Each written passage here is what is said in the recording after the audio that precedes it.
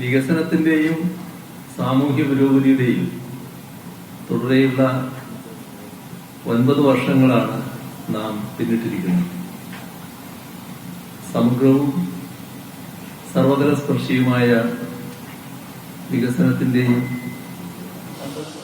സമത്വവും സാഹോദര്യവും അന്വർത്ഥമാക്കുന്ന സാമൂഹ്യ പുരോഗതിയുടെയും സന്ദേശമാണ് ഈ സന്ദർഭത്തിൽ ലോകത്തിന് മുന്നിൽ കേരളം ഉയർത്തിപ്പിടിക്കുന്നത്. നവകേരള സ്വപ്നത്തിലേക്ക് കുറച്ച് ചുവടുവെപ്പുകളോടെയാണ് നാം മുന്നേറുന്നത്. നവകേരളം എന്നത് അവ്യക്തമായതോ അതിശയോക്തിപരമായതുമായ ഒരു സങ്കല്പമല്ല. കേരളത്തിന്റെ ഭാവിയെക്കുറിച്ചുള്ള സുവ്യക്തമായ കാഴ്ചപ്പാടാണ്.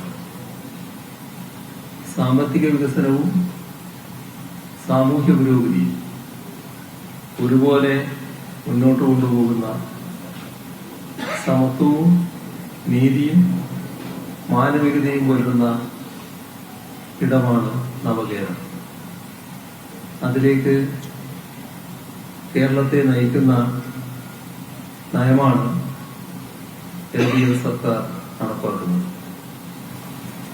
കഴിഞ്ഞ തെരഞ്ഞെടുപ്പ് വേളയിൽ ജനങ്ങൾക്ക് മുൻപാകെ അവതരിപ്പിച്ച പ്രകടന പത്രികയിൽ ആ പ്രകടന പത്രികയിലെ വാഗ്ദാനങ്ങൾ നടപ്പാക്കുന്നതിലെ പുരോഗതി എല്ലാ വാർഷിക വേളകളിലും പൊതുസമൂഹത്തിന് മുന്നിൽ സമർപ്പിക്കുന്നു എന്നതാണ് ഈ സർക്കാരിന്റെ ഒരു സവിശേഷത. അത് ഈ വർഷവും തുടരുകയാണ്.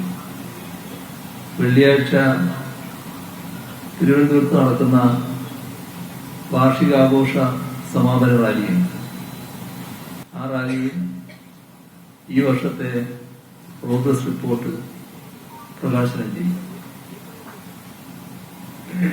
കോവിഡ് മഹാമാരിയുടെ തുടർച്ചയായി ആഗോളതലത്തിൽ ആരോഗ്യ, സാമ്പത്തിക, തൊഴിൽ മേഖലകളിൽ ഉൾപ്പെടെ വലിയ തകർച്ച നേരിടേണ്ടി വന്നു. അതിനെ അതിജീവിച്ചുകൊണ്ടാണ് 2021 ശേഷം കേരളം മുന്നോട്ട് നീങ്ങുന്നത്.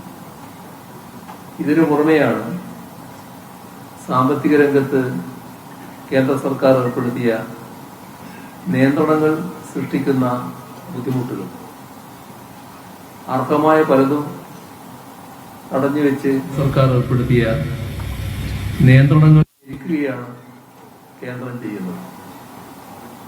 സമരം ചെയ്തും നിയമപോരാട്ടം നടത്തിയും അവകാശങ്ങൾ സംരക്ഷിക്കാൻ നാം നിർബന്ധിതമായിരിക്കുകയാണ്.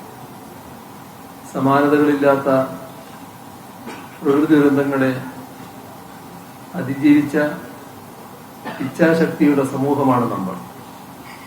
അതുകൊണ്ട് തന്നെ ഈ പ്രതിസന്ധികളെയും നാം മറികടന്നുകൊണ്ടിരിക്കുകയാണ്. സർക്കാരിന്റെ നേട്ടങ്ങളാകെ എണ്ണിപ്പറയാൻ ഈ സന്ദർഭം എടുക്കുന്നില്ല. മാറ്റങ്ങൾ പ്രകടമാണ്. അത് ഈ നാട്ടിലെ ജനങ്ങൾ സ്വജീവിതത്തിൽ അനുഭവിക്കുന്ന കാര്യമാണ്. കഴിഞ്ഞ മാസം 21 മുതൽ സർക്കാരിന്റെ വാർഷികാഘോഷം നടക്കുകയാണ്. എല്ലാ ജില്ലകളിലും വലിയ ജനപങ്കാളിത്തമാണ് വാർഷിക പരിപാടികളിൽ ഉണ്ടാകുന്നത്.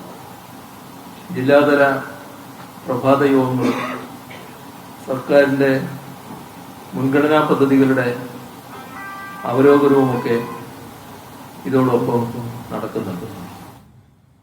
വ്യത്യസ്ത മേഖലകളിലുള്ളവരുടെ സംസ്ഥാനതല യോഗങ്ങളും തുടരുന്നു. എല്ലാറ്റിലും മികച്ച പങ്കാളിത്തം മാത്രമല്ല, പുതിയ കേരളം എങ്ങനെയാകണം എന്നതിനെക്കുറിച്ച് ക്രിയാത്മകമായ ചർച്ചകളും അഭിപ്രായങ്ങളും ഉയരുന്നു. സർവ മേഖലകളിൽ നിന്നും സർക്കാരിന് ലഭിക്കുന്ന പിന്തുണയാണ് ഈ പരിപാടികളിലാകെ ദൃശ്യമാകുന്നത്. കേരളത്തിൽ ഒന്നും നടക്കില്ലെന്ന ധാരണ ഒരു ഘട്ടത്തിലുണ്ടായിരുന്നു. അത് ഈ ഘട്ടത്തിൽ തീർത്തും അപ്രത്യക്ഷമായി. ഈ സർക്കാർ വിചാരിച്ചാൽ ഒന്നും നടക്കില്ലെന്ന് വെല്ലുവിളിച്ചവരുണ്ടായിരുന്നു. അവരും നിശബ്ദരായി. ലോക ഭൂപടത്തിൽ കേരളത്തെ അടയാളപ്പെടുത്തുന്ന വിഴിഞ്ഞം അന്താരാഷ്ട്ര തുറമുഖം യാഥാർത്ഥ്യമാക്കാൻ നമുക്കായി. UDF സർക്കാരിന്റെ കാലത്ത് തറക്കല്ലിട്ടെങ്കിലും പദ്ധതിയുടെ നിർമ്മാണത്തിന്റെ ഭാഗമായി 100% കാര്യങ്ങളും നടന്നത് കഴിഞ്ഞ LDF സർക്കാരിന്റെ കാലം മുതൽക്കാണ്. UDF സർക്കാരിന്റെ കടുത്ത അലംഭാവം കാരണം വഴിമുട്ടി നിന്നിരുന്ന ഒട്ടേറെ പദ്ധതികളുണ്ടായി. അതിലേറ്റവും പ്രാധാന്യം അർഹിക്കുന്നതാണ് ദേശീയപാത വികസനം. ആ ദേശീയപാത വികസനം LDF സർക്കാരിന്റെ ഇച്ഛാശക്തി ഒന്നുകൊണ്ട് മാത്രമാണ് സാധ്യമായത്.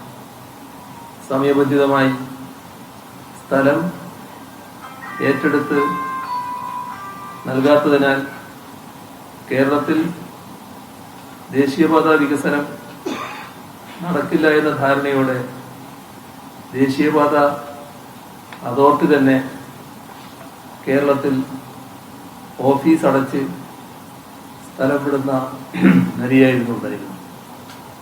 2016 LDF സർക്കാർ അധികാരത്തിലെത്തിയപ്പോൾ കേന്ദ്ര സർക്കാരുമായി ബന്ധപ്പെട്ട് വീണ്ടും പ്രവർത്തനം ആരംഭിക്കുന്നതിന് ശ്രമിച്ചപ്പോഴാണ് മറ്റൊരു സംസ്ഥാനത്തുമില്ലാത്ത നിബന്ധന നമുക്ക് മേൽ അടിച്ചേൽപ്പിക്കുന്ന നിലയുണ്ടായി.